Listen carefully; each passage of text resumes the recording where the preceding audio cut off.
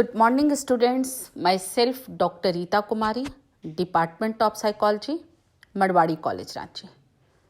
Semester 1 के students के लिए पेपर 1 इंट्रोडक्शन टू साइकोलॉजी, उसके अंतर्गत यूनिट 2 परसेप्शन प्रत्यक्षीकरण। आज हम लोग प्रोसेस ऑफ परसेप्शन करने के पहले नेचर ऑफ परसेप्शन प्रत्यक्षीकरण का स्वरूप पर चर्चा करेंगे और नेक्स्ट क्लास में प्रोसेस ऑफ परसेप्शन प्रत्यक्षीकरण की प्रक्रिया पर चर्चा करेंगे। प्रत्यक्षीकरण का स्वरूप या विशेषताएं, नेचर ऑफ और कैरेक्टरिस्टिक्स ऑफ परसेप्शन।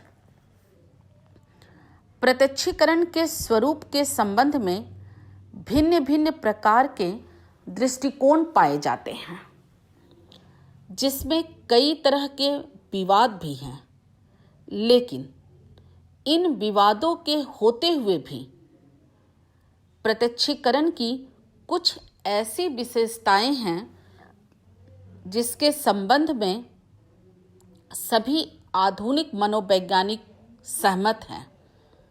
अतः हम प्रत्यक्षीकरण की ऐसी ही विशेषताओं पर चर्चा करेंगे। नंबर 1, संज्ञानात्मक प्रक्रिया, कॉग्निटिव प्रोसेस।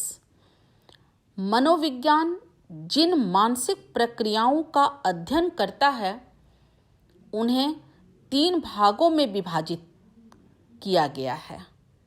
नंबर 1, संज्ञानात्मक प्रक्रिया, कॉग्निटिव प्रोसेस। नंबर 2, भावात्मक प्रक्रिया, एफेक्टिव प्रोसेस।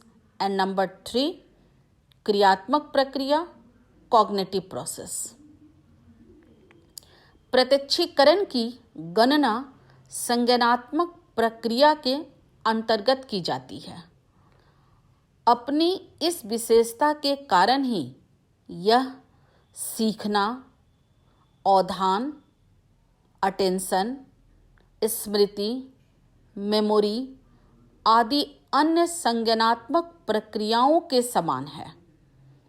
दूसरी ओर यह भाव, फीलिंग, संवेग, इमोशन आदि भावात्मक प्रक्रियाओं से भिन्न है। इसी तरह का यह प्रेरणा, मोटिवेशन आदि क्रियात्मक प्रक्रियाओं से भी भिन्न है। नंबर 2, जटिलता। प्रत्यक्षीकरण की एक विशेषता यह है कि यह एक जटिल मानसिक प्रक्रिया है जिसमें कई प्रकार की उप प्रक्रियाएं, सब प्रोसेस शामिल हैं, जैसे ग्राहक प्रक्रिया, रिसेप्टर प्रोसेस, एकीकरण की प्रक्रिया, यूनिफिकेशन प्रोसेस, भावात्मक प्रक्रिया, एफेक्टिव प्रोसेस इत्यादि। एक फूल या फल अथवा किसी दूसरी वस्तु के प्रत्यक्षीकरण में ये सभी प्रक्रियाएं निहित होती हैं। नंबर 3, संगठन, ऑर्गेनाइजेशन। प्रत्यक्षीकरण में संगठन की विशेषता भी पाई जाती है। किसी वस्तु का प्रत्यक्षीकरण हमेशा संगठित होता है। जैसे किसी फूल की भिन्न भिन्न पंखुड़ियों का ज्ञान अलग अलग नहीं होता, बल्कि एक ही साथ एक फूल के रूप में होता है। जैसे आप लोगों को एक गुलाब का फूल देते हैं हम, तो उसमें सपोज उस गुलाब के फूल में 5-6 पत्तियां झड़ चुकी होती है, फिर भी आप उसे एज ए होल गुलाब का फूल ही देखते हैं। ये कभी नहीं कहते हैं कि इसकी पंखुड़ियाँ झड़ी हुई गुलाब का फूल है, क्योंकि व्यक्ति किसी भी चीज़ को एज ए होल पूरे संगठित वे में, संपूर्णता में वो देखता है। नंबर 4, आकार तथा भूमि, फिगर एंड ग्राउंड। भूमि को पृष्ठभूमि भी कहा जाता है। वस्तु के प्रत्यक्षीकरण में आकार तथा पृष्ठभूमि की विशेषता भी पाई जाती है। प्रत्यक्षीकरण का क्षेत्र परसेप्चुअल फील्ड दो भागों में विभाजित होता है, जिन्हें आकार तथा पृष्ठभूमि कहते हैं। आकार का प्रत्यक्षीकरण होता है और पृष्ठभूमि उसमें मदद करती है। एक उदाहरण के द्वारा मैं बतलाऊंगी कि जब हम लोग ब्लैक बोर्ड जो होता है वो दीवार में लगा होता है, तो दीवार जो होती है वो उसका आकार हो जाता है, और दीवार जो होती है वो ब्लैक बोर्ड का पृष्ठभूमि हो जाता है। और जब हम लोग चौक से उसे लिखते हैं तब चौक जो होता है वो आकार हो जाता है और ब्लैक बोर्ड उसकी पृष्ठभूमि हो जाती है। जब हम कोई ड्राइंग बनाते हैं तो ड्राइंग शीट में जब ड्राइंग बनाते हैं तो उसकी जो ड्राइंग शीट होती है वो पृष्ठभूमि होती है, वो उसके ग्राउंड होते हैं, और उस पे जो फिगर बनाया जाता है वो उसके आकार होते हैं। जैसे टेबल पर रखी हुई पुस्तक आकार है और टेबल पृष्ठभूमि है, लेकिन यदि वही किताब को हटा दिया जाए तो वहाँ पर टेबल आकार बन जाता है और जमीन पृष्ठभूमि बन जाती है। नंबर 5, चयनात्मक स्वरूप, सेलेक्टिव नेचर। वस्तु के प्रत्यक्षीकरण में चयनात्मक होने की विशेषता भी पाई जाती है। व्यक्ति को वातावरण की सभी चीज़ों का प्रत्यक्षीकरण एक ही साथ नहीं होता है। कुछ चीज़ का प्रत्यक्षीकरण होता है और कुछ चीज़ का नहीं होता है। जैसे वर्ग में क्लास में बैठे हुए छात्रों को अपने शिक्षक की बातों का ज्ञान होता है, परंतु चलते हुए पंखे का ज्ञान नहीं होता है। इसी तरह कमरे में यदि कोई विद्यार्थी किसी पुस्तक का अध्ययन कर रहा है तो उसका ध्यान केवल स्टडी पर रहता है, कमरे से बाहर लोगों की आवाज़ पर नहीं।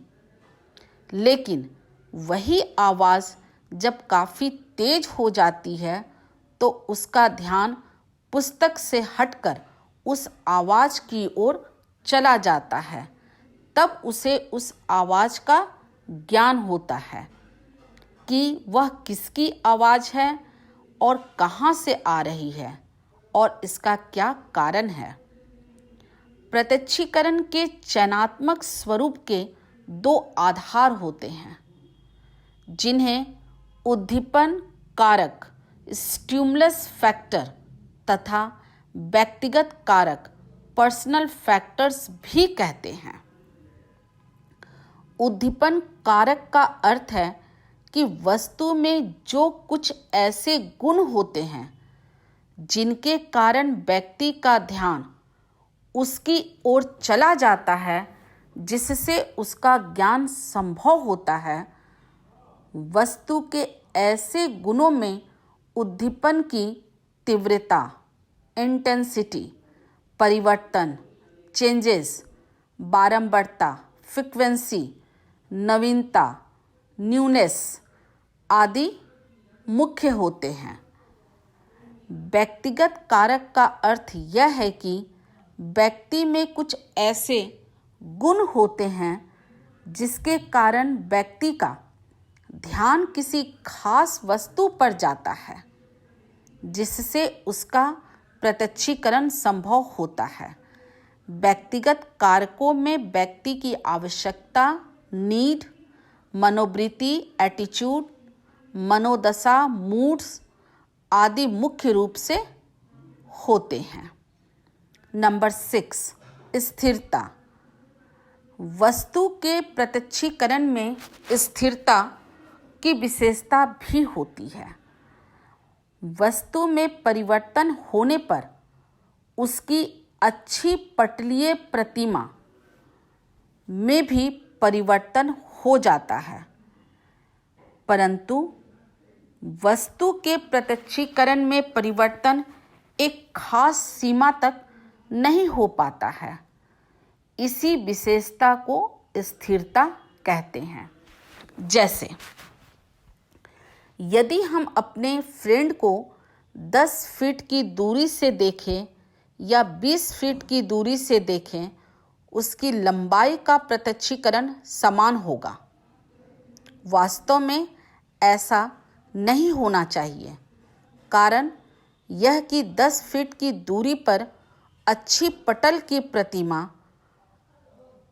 रेटिना का जो इमेज होता है वो बड़ी होती है, और 20 फीट की दूरी पर उद्दीपन स्टिमुलस के होने से उसकी प्रतिमा इमेज छोटी बनती है। अतः उद्दीपन की प्रतिमा में परिवर्तन होते हुए भी उसका प्रत्यक्षीकरण स्थिर होता है, क्योंकि उसके बारे में हमें पहले से पता होता है। नंबर 7, पूर्ण तथा अंश, होल वर्सेस पार्ट।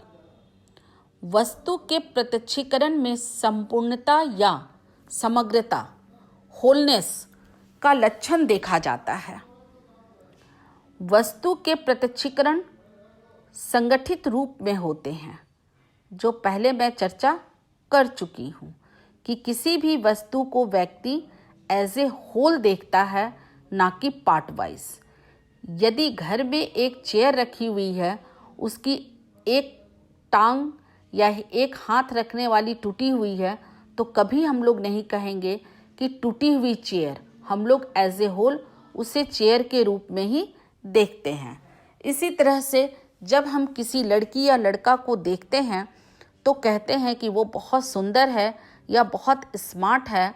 हम उसके पार्ट वाइज नहीं जाते हैं कि उसकी आंखें छोटी है, नाक फैली है, चेहरा अच्छा नहीं है। हम उसको एज ए होल देखने की कोशिश करते हैं और एज ए होल हम उसके पर्सनालिटी की चर्चा करते हैं। जब व्यक्ति किसी चीज़ को यदि पार्ट वाइज देखेगा तो कभी भी कोई भी चीज़ अपने आप में संपूर्ण नहीं होता है। Thank you. अब नेक्स्ट क्लास में मैं आप लोगों को प्रोसेस ऑफ परसेप्शन पर चर्चा करूंगी।